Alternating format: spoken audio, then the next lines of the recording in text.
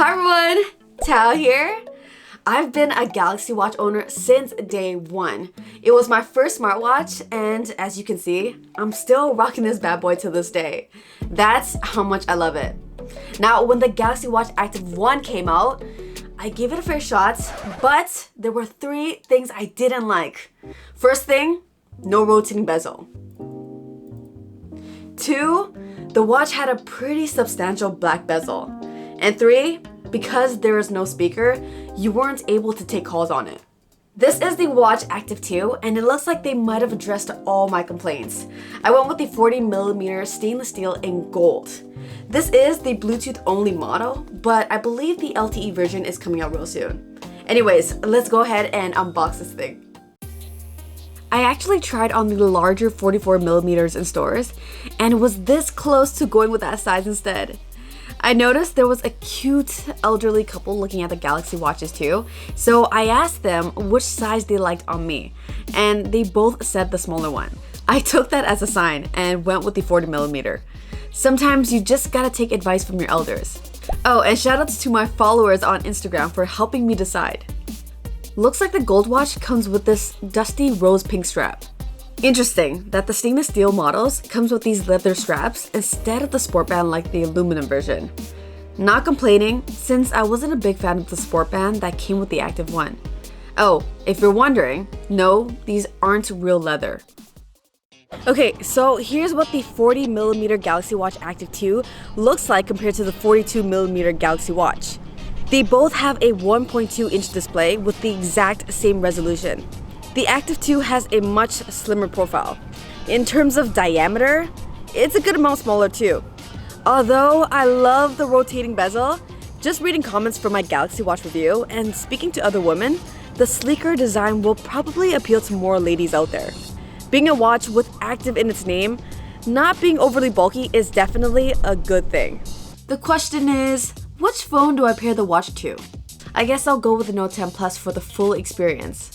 Regardless of what phone you pair yours with, today's video sponsor RhinoShield has you covered. Their motto is providing maximum impact protection with a minimalist footprint. All RhinoShield cases exceed military-grade drop test standards, absorbing impact for up to 11 feet. The solid suit is a one-piece shell providing all-around protection, while the crash guard is a bumper only. Love the crash guard, but worried about the back of your phone? No problem. Combine it with their new Ultra Tough Impact Skin. Check out RhinoShield cases by clicking the link below.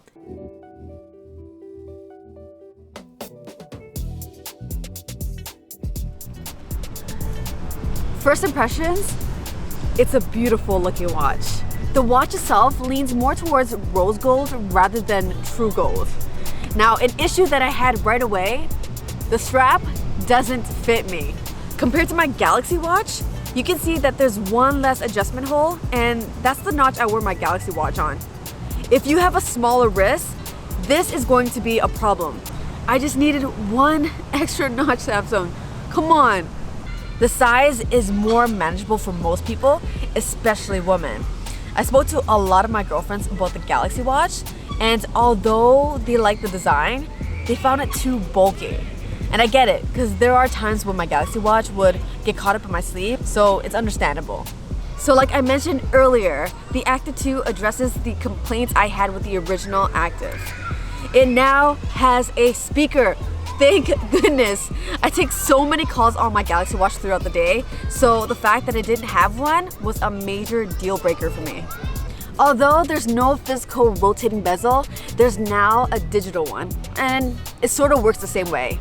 I personally still prefer a physical bezel, but the trade-off is going to make a lot of people happy due to its slimmer profile.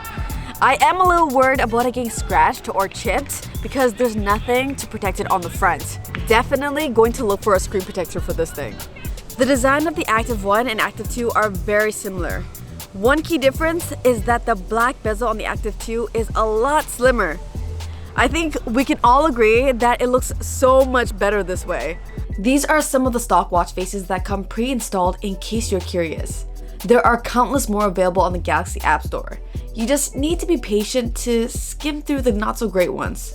There's also this My Style watch face that allows you to snap a picture on your phone and it'll automatically generate a watch face using the colors from the image.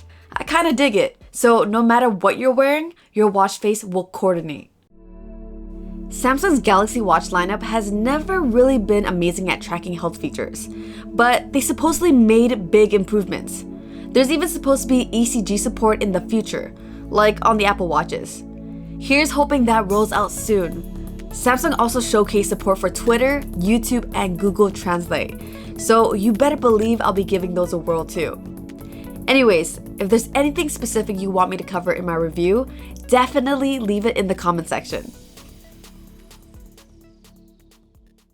I just swapped the straps and I think I prefer this color combination better.